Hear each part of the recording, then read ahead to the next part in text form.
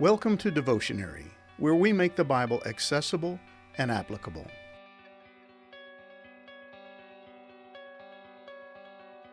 Absalom was dead, and David had finally decided to bring his prolonged state of mourning to an end.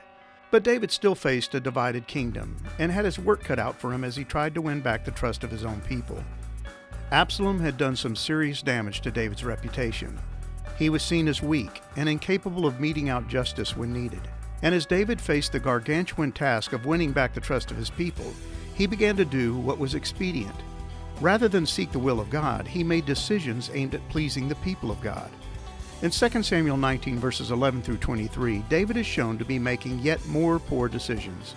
There's no indication that he's seeking God's will or prayerfully considering his options. He appears to be doing what makes the most sense. And like always, David's decisions will have long-term ramifications. His choices will come back to haunt him. As he faced a house divided, he was allowing his decision-making to be divided by his desire to please the people.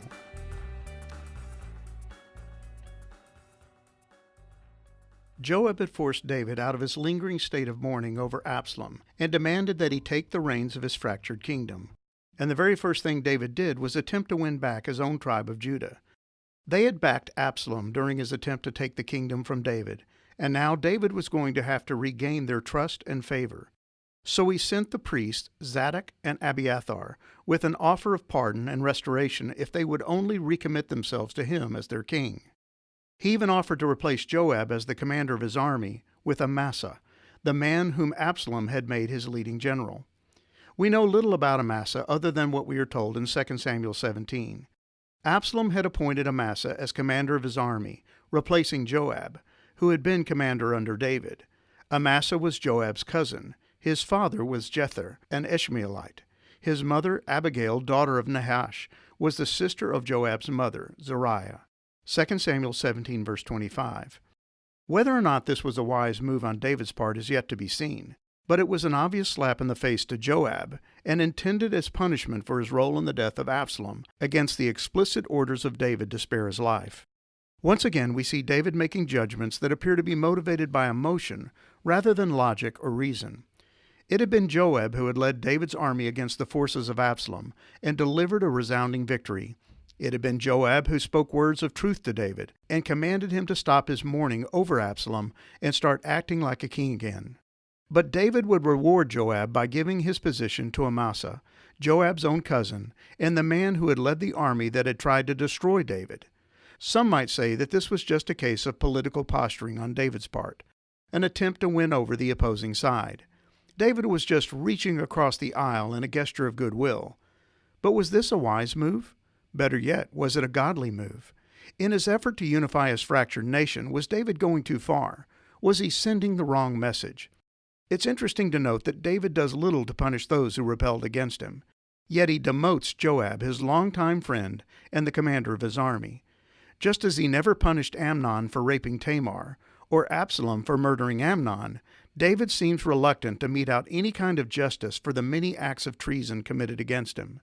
And it's important to remember that each and every person who participated in the coup against David was actually sinning against God, refusing to accept his appointed king and determining to replace him with their own. David even pardoned Shimei, the man who had cursed and thrown stones at him as he fled from Jerusalem. This disgruntled member of the clan of Saul had publicly berated and chastised David. "Get out of here, you murderer, you scoundrel," he shouted at David. "The Lord is paying you back for all the bloodshed in Saul's clan. You stole his throne, and now the Lord has given it to your son Absalom. At last you will taste some of your own medicine, for you are a murderer." 2 Samuel 16, verses 7 through 8. Not surprisingly, it was Shimei who was the first one to show up on David's doorstep, begging for forgiveness. As the king was about to cross the river, Shimei fell down before him. "My lord the king, please forgive me," he pleaded. "Forget the terrible thing your servant did when you left Jerusalem. May the king put it out of his mind.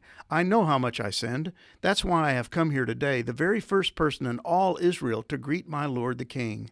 2 Samuel 19, verses 18 through 20. And just as on the day when Shimei had hurled rocks at David, Abishai spoke up and offered to take his life, saying, "Shimei should die, for he cursed the Lord's anointed king." 2 Samuel 19, verse 21. But once again, David rebuked Abishai and told him, "Why have you become my adversary today? This is not a day for execution, for today I am once again the king of Israel." 2 Samuel 19, verse 22. Rather than retribution, Shimei was given a full pardon. David was understandably reticent to mar his return to office with additional bloodshed or acts of vengeance.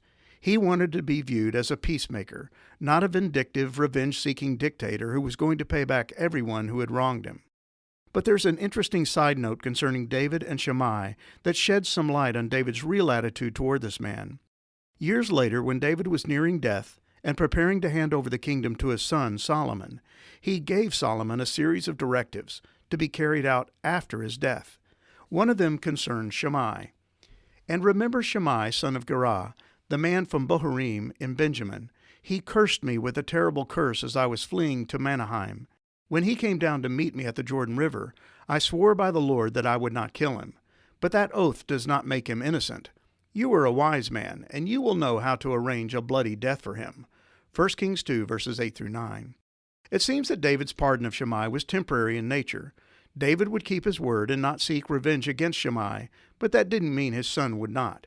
David was basically commanding Solomon to kill Shimei for him, but Solomon came up with a different plan. The king then sent for Shimei and told him, "Build a house here in Jerusalem and live there, but don't step outside the city to go anywhere else.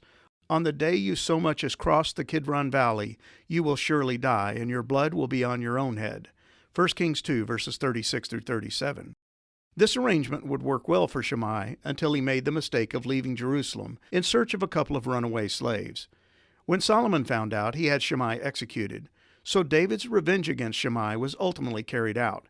He paid for his sins. But it seems that David was constantly letting someone else do his dirty business. He had let Absalom carry out justice against Amnon. Then it took Joab to pay back Absalom for his act of treason against his own father. And then he assigned Solomon with the task of dealing with the rebellion of Shimei. There's no doubt that David was in a difficult spot. He had a divided kingdom. His reputation was in shambles. Absalom had spent years disseminating vicious rumors concerning David's poor leadership and lack of justice. He had raised questions regarding David's integrity and undermined the people's trust in him. So David had his work cut out for him. But what he really needed to do was act like a king. He needed to lead decisively and justly. He could not afford to be complacent or to be seen as lacking in conviction. David's desire to be politically correct and to try and treat everybody with kid gloves was going to blow up in his face. It would seem that David should have spent more time worrying about what God would have him do, rather than obsessing over what was politically expedient. The people wanted and needed a king. Part of the reason they had backed Absalom was that he had come across as the kind of leader they had been looking for. He had exposed flaws in David's leadership, and David continued to allow those very same weaknesses to plague his reign. God had provided a means by which the kings of Israel were to rule. He had given them his law and statutes. They were to operate based on his will, not on what was politically correct or personally convenient. In fact, God had clearly said, when he sits on the throne as king, he must copy for himself this body of instruction on a scroll in the presence of the Levitical priests. He must always keep that copy with him and read it daily as long as he lives. That way he will learn to fear the Lord his God by obeying all the terms of these instructions and decrees. This regular reading will prevent him from becoming proud and acting as if he is above his fellow citizens. It will also prevent him from turning away from these commands in the smallest way, and it will ensure that he and his descendants will reign for many generations in Israel. Deuteronomy 17, verses 18 through 20. David's kingdom needed a king who had undivided attention for God. They needed a monarch who was obsessed with doing the godly thing, not the expedient thing. They needed a man after God's own heart, not a king who spent all his time trying to win over theirs.